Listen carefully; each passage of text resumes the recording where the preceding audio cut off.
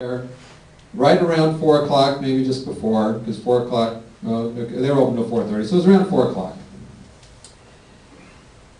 So that petition was submitted. The next day, just after lunch, Greg, who is a federal prosecutor downtown Cleveland, had his boss come into him and tell him, if you run for state central committee, you will be in violation of the Hatch Act. Anybody know what the Hatch Act is? Okay, the Hatch Act precludes federal employees from running for public office, but doesn't necessarily preclude them from running for state central committee. He's already a county central committee person.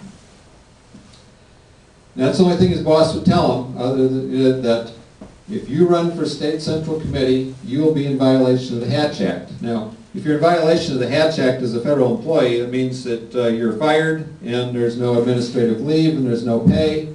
You can fight it in court, but you don't get anything in the interim.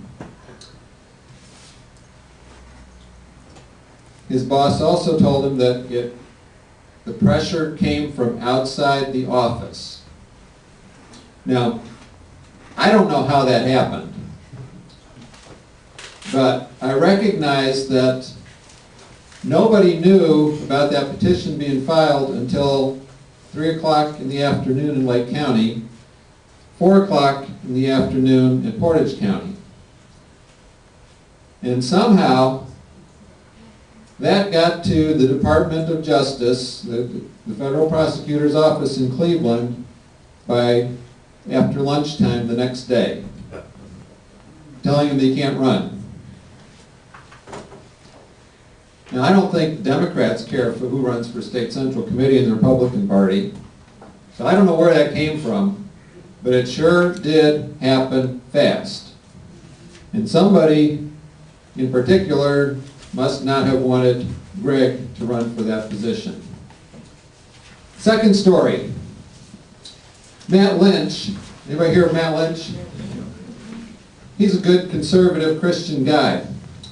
He was quite content to run for state representative from Geauga County and part of Portage. That's where he was elected 2 years ago and was going to run again. Till shortly before the filing deadline, I'm not sure exactly how long before, turns out that Sarah LaTourette was going to oppose him in that race.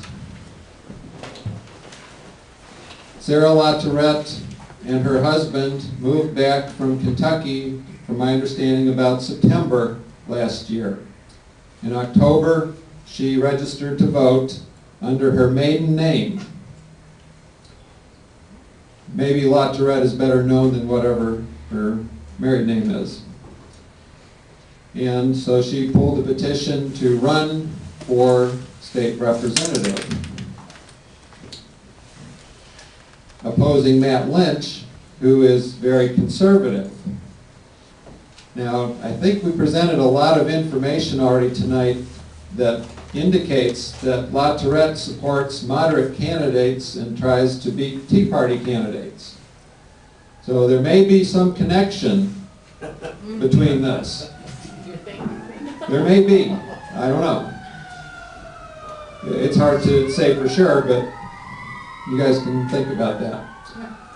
Then, what caused Matt Lynch to run for Congress was, since he was going to have an opponent in the primary, and that opponent probably had deep pockets, you know, that $8 million that LaTourette had. So he might as well run for Congress, and I think that will turn out better for us in the long run that way. So battle lines are drawn. We can look at them and recognize them, or we can pretend like they're not there, but the battle lines have been drawn. The establishment Republicans doesn't want us involved. They want us to go away.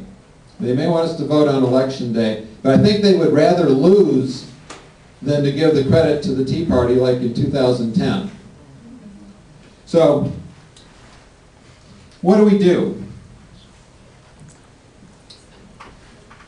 I'm going to go through this a little bit quickly because we covered it last time.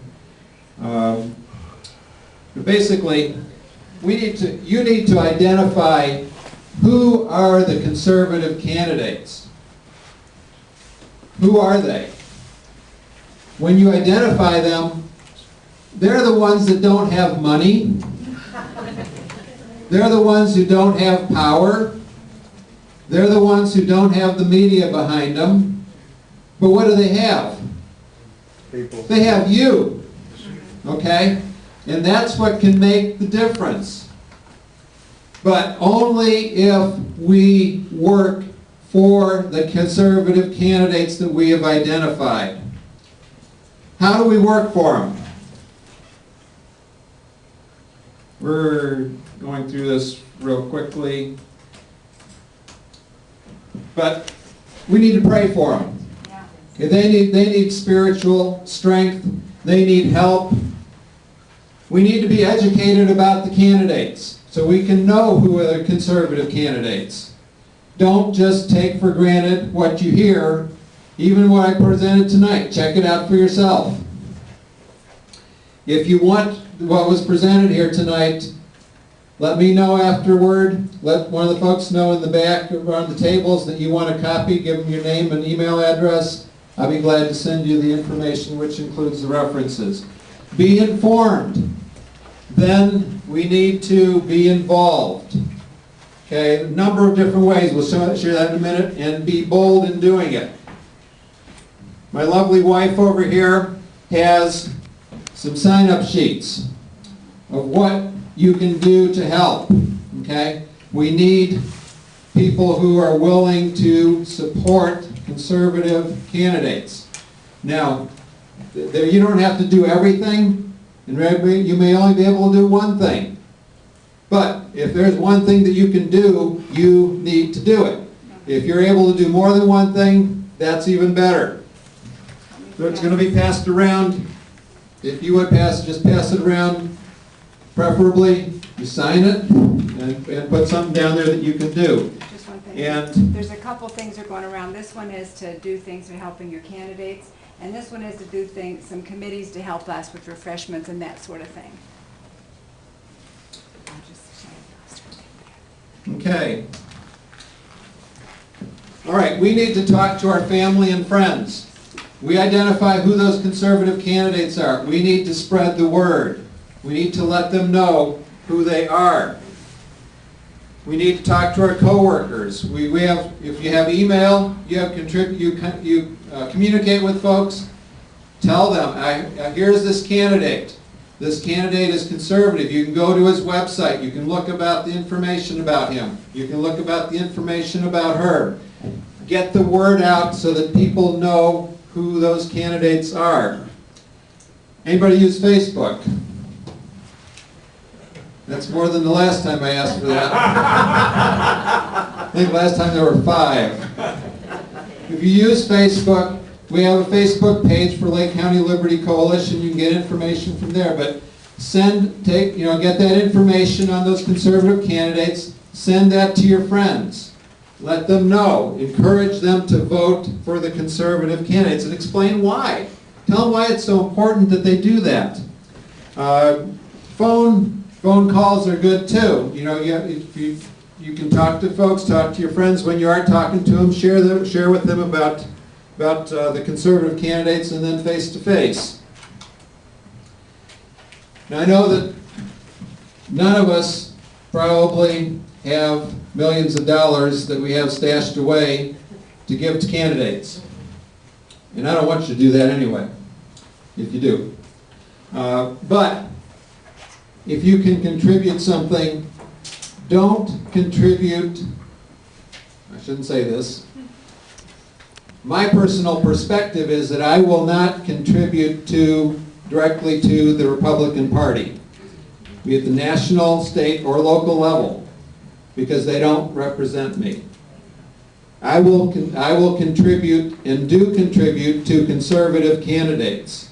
Those are the ones I want elected. Because if I give it to the party, they'll give it to whoever they want to. And sadly enough, they'll probably give it to somebody that I don't want it to go to.